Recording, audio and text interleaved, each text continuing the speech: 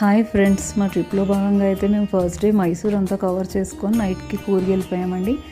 Next day early morning Talakaveri టెంపుల్కి అయితే వెళ్ళాము. వెళ్ళే దారంతా గ్రీనరీ అసలు చాలా బాగుంటుందండి, కాఫీ తోటలతో.